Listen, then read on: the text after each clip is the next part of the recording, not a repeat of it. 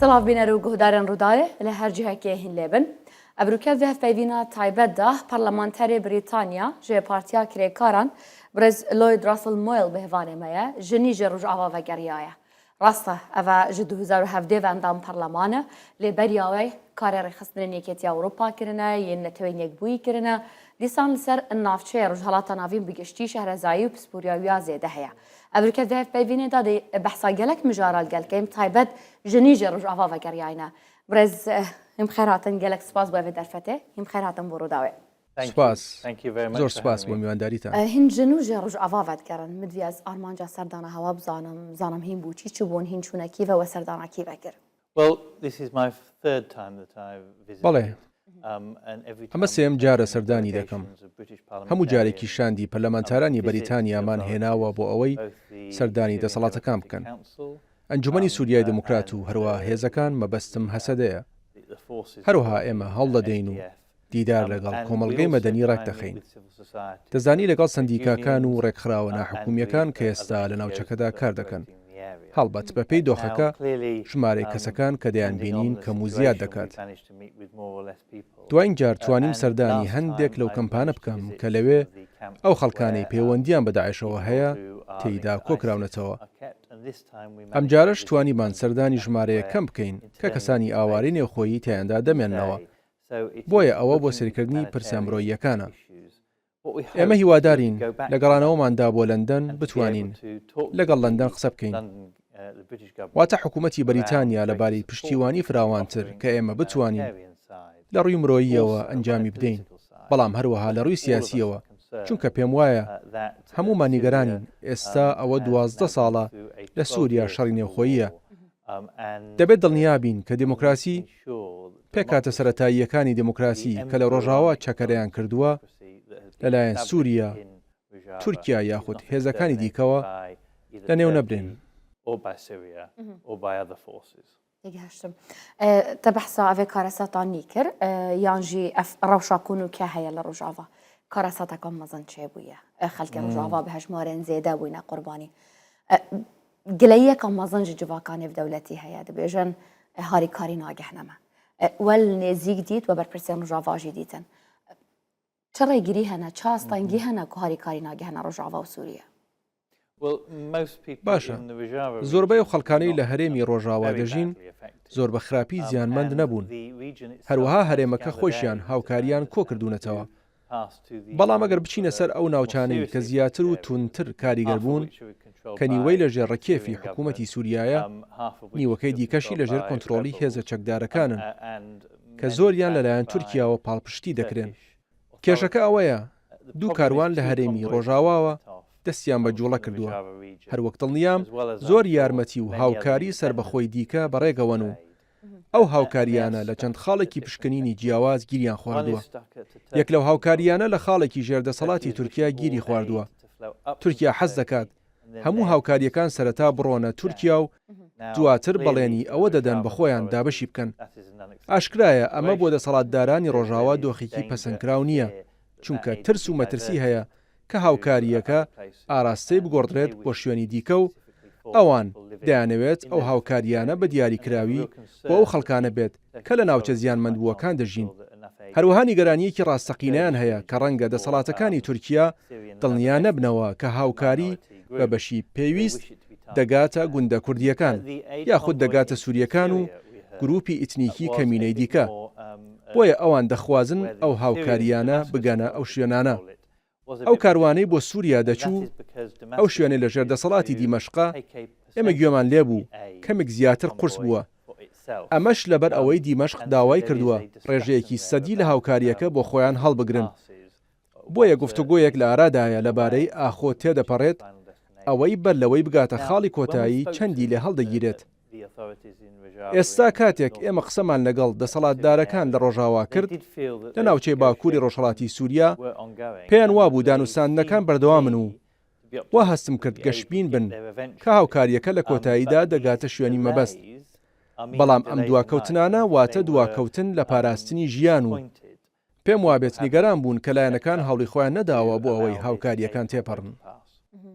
باشە چ چند ڕۆژ یعنی بنە نزیکی 10 ڕۆژە کوبسەر کارەساتێ و دەرباز دەبن ژیانە خەڵکیشت مەترسیەدایە مدوێت بزانم یعنی جڤاکانێ دەولەتی مثلا الآلیەکی تورکیا ناهێلیت الآلیەدی حکومەتە سووریا ناهێلیت الآلیەدی میلیشیات و گروپێن چەکدار ناهێلن ئەف هاریکاریە بگەهن ڕۆڵا جڤاکانێ دەولەتی مثلا بۆ نمونە بریتانیا شێت بوڤەیەکێ چ بکەتن ji ber ku beryanûke Rojava daxwaza deriyekê diyê snûrît ke ji bilî Babil hewa daxwaza deriyekê diyê snûrît ket ku bihête vekirin ku harîkariya benewan çên ku ertejê ziyan lê daye بەڵێ ئێمە ناوی خۆمان لەو بانگەوازە نووسیوە دەشزانم کە حکوومەتی بەریتانیا لە پەیوەندیدایە لەگەڵ دەسەڵاتدارە پەیوەندیدارەکان لە سووریا و تورکیا و هەروەها لە عێراق بۆ ئەوەی هانیان بدات بۆکردنەوەی دەواازەی زیاتر بۆ ئەوەی هاوکاری بە ئاسانتر بگوازرێنەوە بەڵام بە تەنیا دەواازەی سنووری دەرەکی نا کێشەکە ئەوەیە خاڵی پشکنی ناوخۆی و دەواازەمان هەن ئەو بانگەوازە لەلایەن حکوومەتەوە سەرچاوی گرتووە و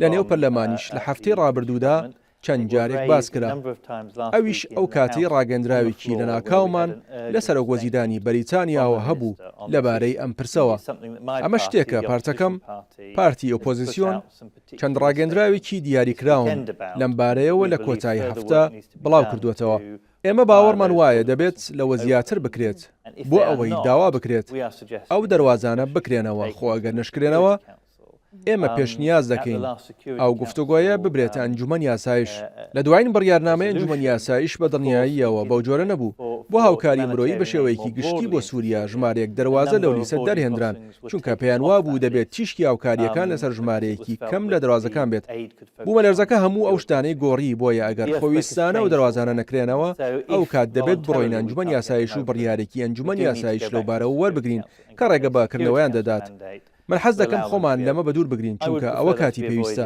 گرنگترین شت گوشاری دیپلۆماسیە بۆ ئەوەی ئەو دەواازانە نەک بە تەنیا دەواازە دەرەکیەکان بەڵکو دەواازە ناوخۆیەکانیش بکرێنەوە و ئازاد بن ئەویش بەپێی یاسای نێودەوڵەتی کە دەڵێت دەبێت هاوکاری مرۆیی لە کاتی کارەساتەکاندا بە شێوەی ئازاد تێبپەڕن باشە ئەvê کارەساتە نەبچنێ ینی هاریکاریان زیاتر نینان هاریکاریان مرۆڤیان هەبووی نەژی بڕاستیژی ئەوژی دەرگهلەی گرتبوون بوو ماوەیەکی و بزانم ji bilî evan hewlên hewayên diplomasî û siyasî bû vekirina evan reya hewa weke parlamenter hewa daxwazek heye weke opozîsyon jî ku Brîtanya harîkariya zêdetir bişînîtin bû Sûriye û bû Tirkiye jî bes Sûriye bi taybetî چەند گفتوگۆیەکی ڕشت هەن و گوتیشم کە ئێمە هەفتەی ڕابردوو لەو بارەوە ڕاگەندراوێکی بە پەلەمان هەبوو لە پەرلەماندا بە جۆرێک ئێمە داوای هاوکاری بە پەلەی زیاترمان کرد ئێستا حکوومەت دەڵێت هەوڕەکانیان زیاتر دەکەن من سەر بە پارتی ئۆپۆزیسیۆنم بۆیە بەدڵنیاییەوە دەبێت ئاماژە بەوە بدەم کە حکوومەتی بەریتانیا بەداخەوە 2 ساڵ لەمەوە بەر پابەندیەکانی سەبارەت بە هاوکاری مرۆیی بە شێوەیەکی گشتی کەم کردوێتەوە لە کاتی قەیرانی کۆڤید ئەوەی کردو چیدی زیادی نەکردوێتەوە بە پێچەوانەی حکوومەتەکانی دیکەوە کە زیادیان کرد بۆیە ئێمە حەز دەکەین من حەز دەکەم حکوومەتەکەم قەبارەی هاوکاریەکان زیاتر بکات و هەروەها دیاریکراوتر ئاماژە بدات کە بڕێکی سەدی دیاریکراو بۆ کاتی هاوکاری مرۆیی بە پەلە خەرج بکرێت بەڵام ئێستا ئەو بڕەپارەیە بۆ مەبەستە گیانەکراوەتەوە ئێستا گفتوگۆیەک هەیە کە ئێمە لە پەرلەمانی بەریتانیا درێژەی پێدەدەین ئەمانە گفتوگۆی دوورمەودان و پێم وابێت هەموو لایەک حەز دەکەن بۆ ماوەیەکی درێژ بگەینەوە ئامانجا ئەوەش فریا تورکیا یان سووریا ناکەوێت بۆ دۆخی ماوە کورد بەڵام ئەوە ئێستا دەبێت تیشکی بخەینە سەر ئەوەیە دڵنیا بینەوە لەوەی ئایا پێویستیەکەی بگەیناوێ شتێک کە ئێمە دەبێت بیکەین و ئێستا لە بەریتانیا ڕوودەدات ئێستا بانگەواز بۆ خەڵک کراوە تاوەکو پارە ببەخشن و حکوومەتیش لای خۆیەوە بە قەبارەی هەمان بڕی بەخشراو لەلایەن خەڵکەوە دەبەخشێت لە ڕێگەی چەند میکانیزمێکەوە بۆ ئەوەی بڕێک ببەخشێت کە هاوتا بێت لەگەڵ خەبارەی بانگەوازی بوژانەوەی کاتی کارەسات ئێمە لە بەریتانیا ئەمە دەکەین بۆ ئێمەرج نییە پارە کێشە بێت ئێستا کێشەکە ڕێگەپێدانە هەرەوەی بتوانین ڕێگەپێدان وەربگرین بۆ چوونە ناوە ئەو کات دەتوانی هێندەی دڵ بخوازێت پارە کۆ بکرێتەوە جبل مەسەلێن ئەمنین کو بەحسکرینە داعش بن ئەف ڕەوشاوەڕا بیت گرتیان داعشێ بن مدوێت بزانم هین لەگەڵ ئالیەن سیاسی حزبێن ڕۆژاوای کوردستانی مەسەلەن جبلی پێدێ هەونش نەخوارێ مەسەلەن وە جوین و گوتوبێژ هەبووینەوە کە بریتانیا بەهەوە چەندا گرنگە مەسەلەن گەل هەردوو ئالیەن ڕۆژاوا هەردوو ئالیەن و نوکیان ناکۆکیێنوان هەنە نزیکیەک ببن ڕوولاوە چییە؟ ئێمە مەبەستمانە پارتەکان پێکەوە کار بکەن هەڵبەت بە دڵنیاییەوە تۆ ئیدارێکی دیفاکتۆتەیە کە ئێستا لەلایەن پەیەدەوە سەرکردایەتی دەکرێت بۆیە دەبێت لەو بارەیەوە ڕاستگۆ بین کاوان ئاراستەی زۆربەی چالاکیەکان لە 3 کانتۆنە سەرەکیەکە دەکەن لە ڕۆژاوا ئێمە لەگەڵ سەرکردایەتیان کۆبووینەوە ئێمە بە تایبەت باسی هەڵبژاردنمان کرد هەروەها باسی ئەومان کرد خەڵک ئازاد بن لە دەربڕینیان لەبارەی ئەوەی حەز دەکەن پشتیوانی لە کێ بکەن چونکە لە 2017ەوە هەڵبژاردن نەکراوە هەرچەندە ئەو ماوەیە هێشتا لە ماوەی 5 ساڵی یاسایی خۆی لای نەداوە بەڵام تاوەکو لەو کاتە دوور بکەینەوە زەحمەتتر دەبێت بزانین کێ پشتیوانی لە کێ دەکات بۆیە حەزێک هەیە بۆ دانانی دەستورێکی نوێ دەستورێک کە هەمولایەک لە خۆ بگرێت و ئێمە باسی پشتیوانی ئەومان کرد هەروە حەزێک هەیە بۆ ئەنجامدانی هەڵبژاردن کێشەکە ئەوەیە ئەگەر بەردەوام پەلکێشانی تورکیا هەبێت ئەو کاتە ئاخۆ چەندە دەگونجێت هەڵبژاردنێکی گشتگیرمان هەبێت ئەمە شتێکە پێویستی بە پشتیوانیە ئێمە باسمان لەوە کرد ئەگەر هەڵبژاردن کرا چۆن ئێمە هەڵدەدەین و تیمی چاودێری هەڵبژاردنەکان دەنێرین بۆ ئەوەی سەردانیان بکەن هەروەک چۆن هەماشت دەکەین بۆ هەڵبژاردنەکانی دیکە لە جیهان و پەلەمانتار دەنێرین بۆ چاودێری تاوەکو بزانین هەڵبژاردنەکان ئازاد و بێگرد بوون بەڵام بۆ ئێستا پرۆسەیەک هەیە کە دەبێت بکرێت لە ستۆکهۆلم گفتوگۆی دیکە هەن کە لەلایەن ئەنجومەنی سووریای دموکراتەوە سەرپەرشتی دەکرێن ئەوەی دەبێت بیکەین بە بۆچوونی ئێمە ئەوەیە لێک نزیک ببنەوە لەگەڵ گروپەکانی دیکە هەروەها گروپە چەکدارەکانی دیکە لە سووریا هەروەها لە ڕووی بنەماشەوە دەستیان درێژ بکەن بۆ دیمەشق بە مەبەستی چارەسەرێکی سیاسی کە توانای هەبێت ئۆتۆنۆمی ئەوان لە سووریایەکی گەورەدا بپارێزێت باشە هەکەم ژ ڕژ ئاوا بهێنە هەرێما کوردستانê هەرێما کوردستانێژی کێشەیە نوێ هەر هەمان کێشەنە بەس شێوازێکی جودا نزانن vêrê Partiya Demokrata Kurdistanê gelêketiya Niştimaniya Kurdistanê du hezbên serekî ne awa jî nakokiyên xwe hene bû evan her du hezban meselan nakokiyên wan bûyne sebeba gelek tişta meselan hilbijartin nehatîne kirin bû canahête şandin bû perlemanî rewşa xelkî ya xerab e cem vê bizanim pirêka neratên xwe yên we yên Brîtanya peyama hewa yaron û aşkira çi ye bû evan her du hezban û bu hewa çi ye giring e gihandina evan her du hezban rola Brîtanya çi ye سیرکە ئەوە هیچ یارمەتی دەرنابێت ئەگەر پارچەکان لە چەند ناوچەیەک دەستیان بەسەر ئۆرگانەکانی دەوڵەت داگرت بێت بە جۆرێک کە ئەوانی دیکەی لێبێ بەشکرابن من دەزانم بەریتانیا و ئێمەش بۆ خۆمان ویستێکمان هەیە بۆ پێشمەرگەیەکی یەکگرتوو کە بتوانێت یەک بخرێتەوە هێزەکان یاسایش یەک بخرێنەوە و لە یەک جیانە بن بەڵام هێشتا زۆری ماوە تاوەکو ئەوە بێتە دی ڕاستیەکی نەخوازراوە لە کاتێکدا کوردستان ئاوەدا بەش بووە بەغدا دەتوانێت بەردەوام حکمی خۆی بکات ئێمە پێویستمان بە کوردستانێکی بەهێز و یەکگرتووە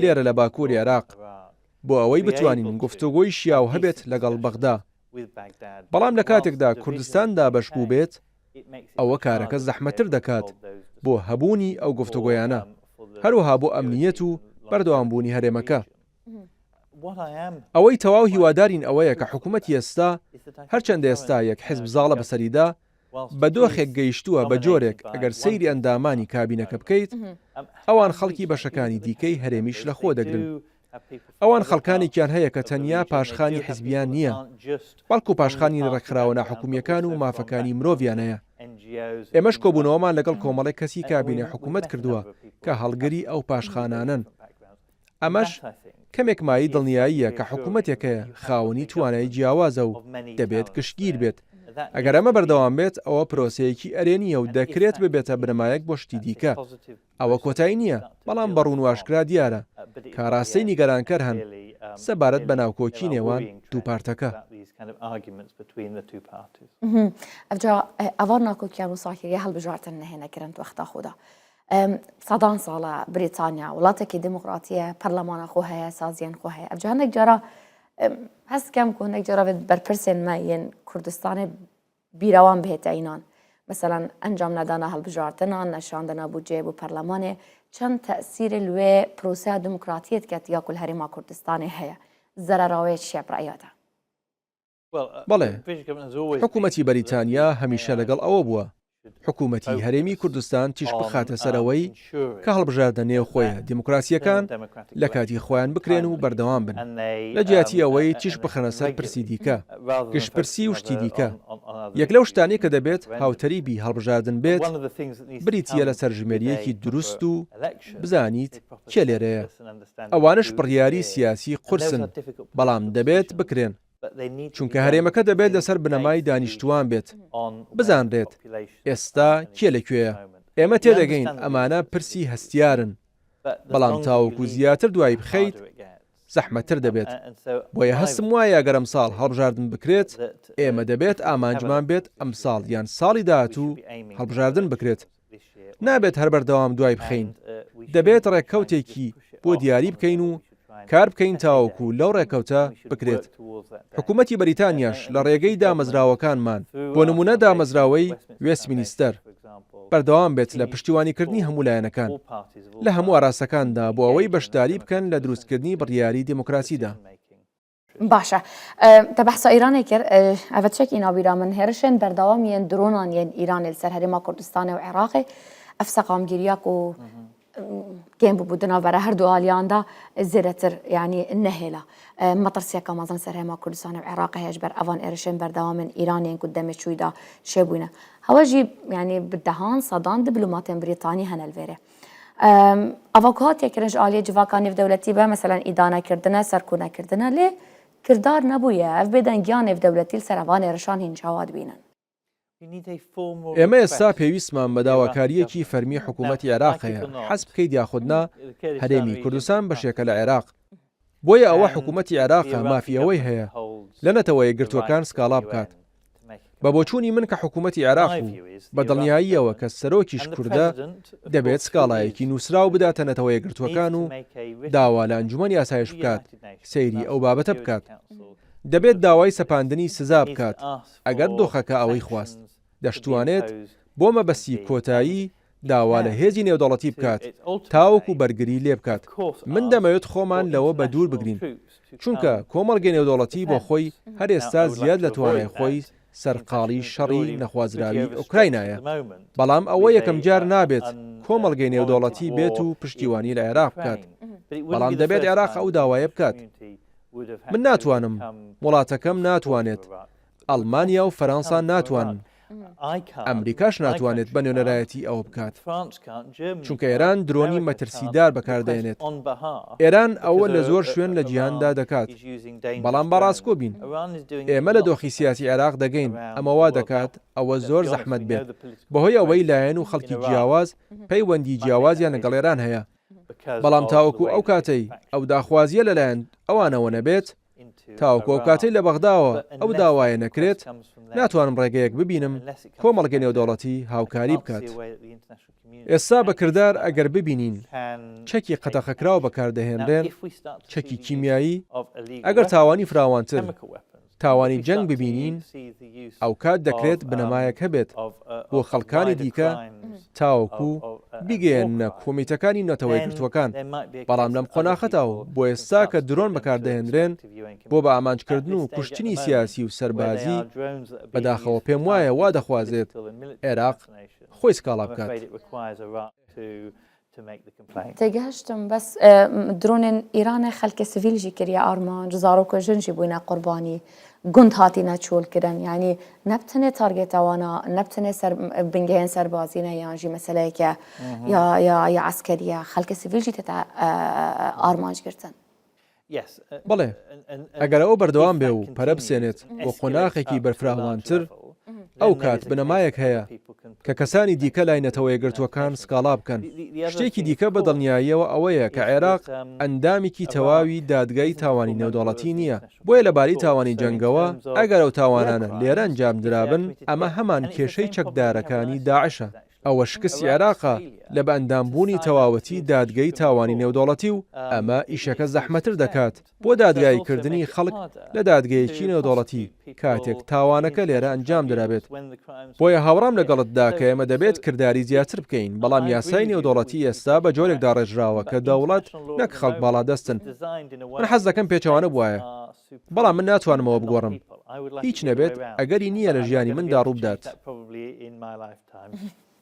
باشە من بزانم لەسەر مەسەلا بەغدا و هەرێما کوردستانێژی نابینەوان ژی ناکۆکی هەنە هەر چەندە گوتوبێژ ئاهانوکە گوتوبێژ هەنە نابەرە حکوومەتێن هەردوو ئالیاندا لێ دەماکوتبینی مەسەلەن دادگەها فدرال پارساڵ بڕیارێک دەرێخست ئەفساڵ بڕیارێک دەرێخست تایبەت مەسەلەیە ئەنەرژی ئەس بە حەز دەکەم ئەوێ وسا کرد و دوسێ کۆمپانیایان جیهانیان بیانی کارێ خوڤەکشن بۆ مەسەلەیە نەفتێ ئەvê hosakiriya van biryarên Dadgeha Federal ku Brîtanya jî vê hezrê biketin.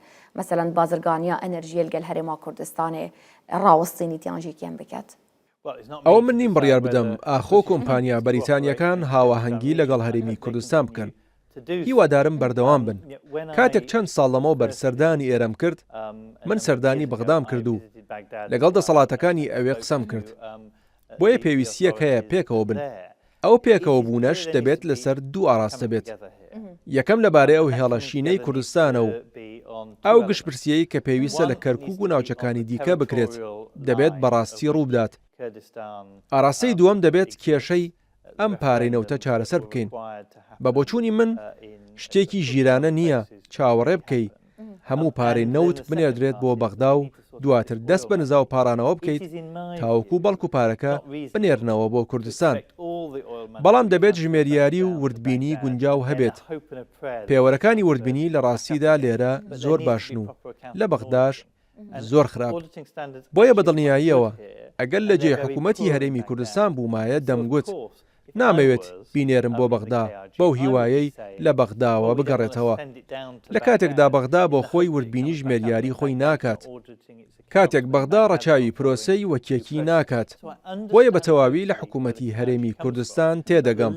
بەڵام دۆخی یاسایی ئەوەیە کە داهاتی نەوت هەمووی بگەڕێتەوە بەغدا و دوایی جارێکی دیکە ئەوان بینێرنەوە. ئەوەش بابەتێکی دەستوریە بۆیە کارەکە زەحمەت دەکات.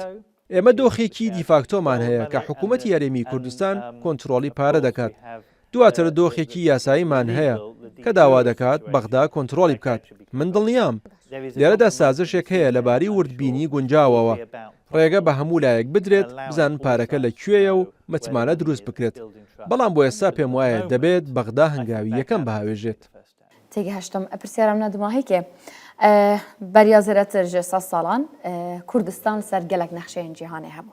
Lê piştîngê Sykes-Picot hat rekeftinavê peymannameya Luzan hatil beriya nizîkî 100 salan Kurdistan nemal ser evê nexşeyê. Kurdistana mezir mebesta min. Ev salat bîte 100 saliya peymannameya Luzan. Ev ca weke Brîtanya hîn hezkin ku Brîtanya berpirsiyariyetiyek heye li hember Kurdistanê. شانشینی یەکگرتوو زۆر بەرپرسیارەتی هەیە و مێژوەکەشی تەواو نییە. دەمەوێت ئەوە بڵێم بەریتانیا لە مێژوودا لە زۆر شت هەڵەی کردووە. بەڵام لە کۆتاییدا هەڵ دەدەین شتەکان ڕاست بکەینەوە. یەک لەو شتانش کە پێویستە ڕاستی بکەینەوە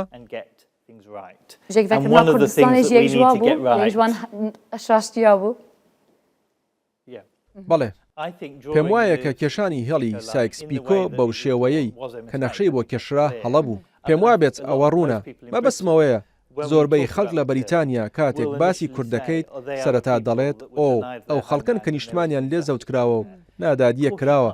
بەدڵنیاییەوە ناتوانین مێژوو سەر لە نوێ بنووسینەوە. ئێمە ناتوانین بگەڕینەوە ئەو کات و کات هەڵبۆشێنینەوە. 100 ساڵیش کاتێکی زۆرە و لە 45ەوە سنوورەکان چەقبەستون. ئەوە بوو کە لە دوای ڕێکەوتنی 45 ڕوویدا لە جەنگی جیهانی دووەم و دروستکردنی نەتەوە یەکگرتووەکان. ئێمە گوتمان با سنوورەکان لەو کاتەدا چەقبەستوو بن و سنوورەکان ئیدی بە 3 ڕێگە دەکرێت دەستکاری بکرێن. لە ڕێگەی ناکۆکی تونند و تیژیەوە کە ئێمە دەمانەوێت خۆمان لەم ڕێگەیە بپارێزین یان لە ڕێگەی جیابوونەوەی ئاشتیانە. ئەمەش ناکرێت چونکە عێراق گشتپرسی قبول نەکرد یان لە ڕێگەی پرۆسەی دانوستاندنەوە لە نەتەوە یەکگرتووەکان کە هەرگیز ڕووی نەداوە. واتە بە پێ ڕێکەوتنامەی مۆنتیڤیدیۆ بۆیە لە دۆخێکی قورس داین. لەبەرەوە پێم وانییە هەرگیز مەبەست لەما گەڕاندنەوەی کوردستان بێت بۆ سەر نەخشە بەو شێوەیە کە هەبووە. بەڵام ئەوەی دەمانەوێت ئەوەیە خەڵکی کورد دیموکراسیانە بێت ئازادیان هەبێت و مافی چارەی خۆنووسین. ئەوەی ئەوان ئێستا سەربەکام دەوڵەتن پێم وایە ناتوانین ئەوە بگۆڕین. بەڵام ئەوەی پێمان دەکرێت و دەبێت کاریگەری خۆمان هەبێت ئەوەیە کە هەرێمی کوردستان لێرە باکووری ڕۆژهەڵاتی سووریا باشووری تورکیا بەدڵنیاییەوە و ڕۆژهەڵات لە ئێران ئازادی بدەنە کورد و مافی خۆبەڕێوەبردنیان هەبێت و پێم وایە دەتوانین وردەوردە بە وەڕاستەیەدا بڕۆین.